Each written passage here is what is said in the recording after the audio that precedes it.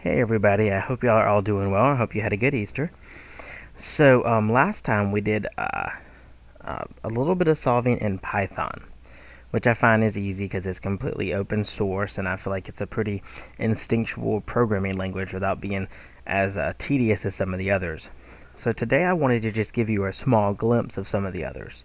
Now I have a lot of these installed on my other laptop, but it is a lot older now since I've been away from grad school so it probably as old as it is may not be able to handle my screen recording software and everything else I have on here. I'm not going to show you me using it. None of this is going to be on the test or on the final. I just wanted to show you some of what's out there. There's a whole lot of software out there. I first wanted to start with a solver, and you can Google all these. That's in our textbook. Lindo is in our textbook. Okay, and it's a pretty powerful solver. It has a lot that comes with it. Okay, a lot of companies have used it. There's some companies, Duke Energy and Chevron are big ones. Chevron saved a lot of money with some of their optimization. There's lots of stories about them. And so these are pretty interesting. You can Google and search this if you want to. Another solver kind of that runs off of Lindo is Lingo. I had a friend use Lingo a whole lot. And it's a pretty interesting one just to show you a little bit of how some of the I've used it a little bit, but not as much as some of the other solvers I will show you. But one of my friends in grad school had an internship with Disney World, where she optimized their prices and all that, and got projections from statisticians, and then were given bounds on how much people would be willing to pay for ice cream on a day where it's 107 degrees outside, or looking at forecast of how many people are supposed to be coming, how long they're willing to wait for a $7 ice cream cone. So they kind of found the sweet spot optimizing those things, and they used Lingo. And so she loved it. Whenever we did projects together, she would pull up Lingo to show me that. I only used it a few times with her. It's not my favorite, but our textbook has Lindo, which is works with Lingo. Not things I want to dive into. I also want to show you, really lamely, not lamely, but Excel has a solver in it. I believe someone in our one of the School of Business uses this to optimize business models. Uses Excel. I had a tutor who was getting an MBA, and he was pulling up things, and they were optimizing stuff in Excel. Now I've seen it done before, and I have used it before, but it is not. No one I know in the field actually uses Excel for optimization. um, it's not super powerful. I guess Excel itself is very powerful because of the way it works. It is an interesting thing to optimize in, but not the easiest software to optimize in. Okay, not the easiest software to make models in. It has its niche where specific people like optimizing in Excel, but not anybody in the industry that I know of uses Excel. Okay, then I want to show you a few other ones. All right, Gurobi. Gurobi's pretty neat. It's pretty powerful. These are really smart guys. Actually, there's their pictures. Dr. Gu and Dr. Roby. That's why it's called Gurobi. You can call on this in Python. Okay, and it's a pretty powerful solver that you can actually import this in Python and use it as another solver. They were the original inventors of another very powerful solver called a CPlex solver, and IBM bought it thinking they had the best thing. They needed some sort of next step. They were falling behind in the optimization arms game when it came to optimizing, so they bought CPlex from them when Dr. Gu and Dr. Roby had an even better product they were sitting on. So they sold CPlex happily so that they can have launch their next system. And what happens is a lot of other solvers are really just IDEs or kind of give you a coding language or a way to script models, and then you import solvers into them. Okay, so I'm going to show you two other ones that are very popular and people import a whole lot into them, but they have a lot of things out. It's very powerful optimization. your OB is. Very neat one. One that I have used. I've used it in Python. Imported it in Python. When you're in grad school, the school will have a lot of licenses that they have already paid for a lot of software, or they will sometimes go and purchase a license for you. Now, a lot of times, some of those may run out when you finish grad school, but a lot of them don't. So when you're in grad school, if you go to grad school and you go to graduate, get yourself a graduation gift of a new laptop and load it up with all the free software you can, because it's pretty awesome, and these are pretty expensive, especially the next two I'm fixing to show you. Okay. OPL, IBM, it uses the CPlex. I told you they were falling behind, so they bought CPlex. And it's one of my favorites because I did research in it. I believe it uses like Java for script, but it's I'm not all brushed up on my computing languages, but it uses something similar to Java for its language, and it's very powerful. I love it.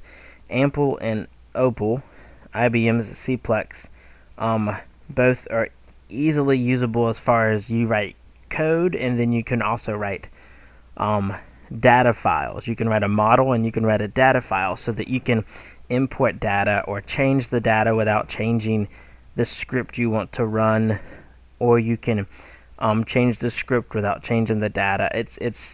I loved it. I used it a whole lot in graduate school. I needed to run a lot of simulations, and so I would use Python to generate all these matrices and import them into my IBM CPlex optimizer. And I would just write the same model and just use different data files with it to try all these different examples in the same way. And so it's very powerful in that way for a lot of computing exploration. Let's see if I can get a good picture of what it looks like. So it lets you run your script, and you can have different data files underneath there, and it's pretty powerful. It's pretty neat. It has I loved using it. It has so many great features. When we're in person again one day after Corona's over, if you're not graduating and running away, I can show you these on my personal laptop. When we're together in person, it'll be a little easier to show you all these things. Okay. Now another one that a lot of people at Clemson seem to love, especially one of the other my professors there, was Ample.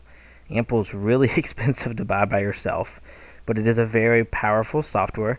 Now it uses a lot of other. Their website's awesome too. Okay, you can download Ample for free as a student. There's actually two student type of licenses they give you. They'll give you one where you have a complete license for like 2 or 3 months, and then the license is up. Or they'll give you a student version, which is restricted in variable size, or how many variables or dimensions you can make a problem go into, and it's pretty limited. But we could solve all the problems we've done in this class easily with that student version. And this runs the same way as the IBM CPlex solver. Let me pull up some images of it. Ample IDE, an IDE for it, is makes it very user friendly in my opinion. Where's images at? Let me get images. And I loved coding in that. I've done a lot of. This is probably the second thing I've used second most is the Ample to solve things. Now I'll show you some more things about it once this loads. It's going slow. There's the image for the IDE to make it modeling easier. And it works the same way as the IBM one, where you can write data files and you can write model files and mesh them together and run them. You can also just write script if you want to. Come in clear. There we go. So you have all your data files and model files over here, and you can tell it to run stuff, and it spits out so much awesome information in your console here, your command script. It's really powerful, really awesome. The other reason that people seem to love to use Ample to teach with is because, like I said, they do have the free student softwares, but it's because they have an Ample book. It's completely free.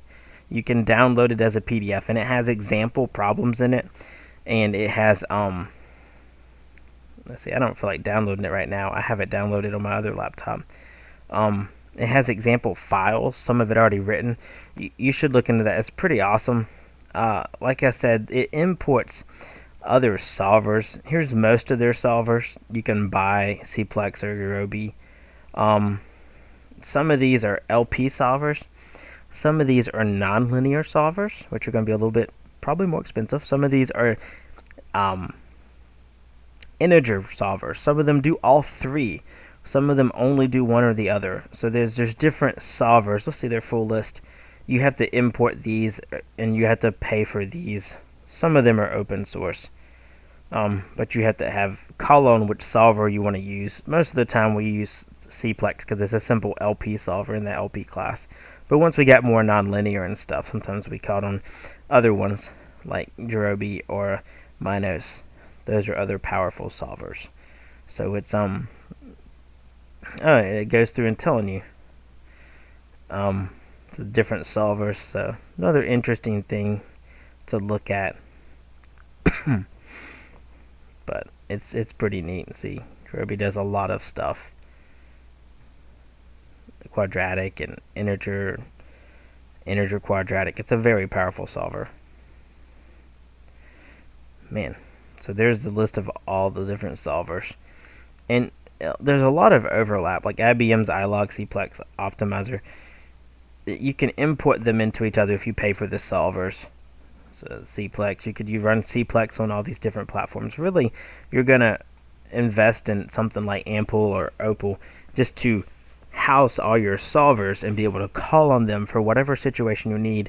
And you're probably gonna pick it based off of the coding language that you're cozy with and the usability of the IDE of how the interface looks when you're using it, how you like it. They're all very powerful nowadays, probably for price too. That's why I like Python being open source. Alright, so these are pretty awesome. I wanted to show you some of these mainly for our computer science majors who are probably wondering, how much coding are we going to do? Are we going to get to some coding? I will send you a homework, if not Monday, if not today, tomorrow or Wednesday, with you to code a few problems. But we're just going to use the Python solver that we imported because it's open source and everybody should be able to run that without having to buy or download anything. They can run it in a server, over a server online. So I'll send one or two problems. I'll send a problem or two that have maybe alternate optimals and things, and I'll write up these questions, but I want you to see if it picks up on the alternate optimals, if it lets you know, how can you force it into choosing an alternate optimal to see who can get creative with some of their coding, and interesting things like that. Just to give you a taste of solvers. Alright, well that's all I'm going to bother you with for today. I hope y'all have had a wonderful semester so far. I miss y'all. I wish we could get together. I hope that y'all are all hanging tough, and I will see y'all later.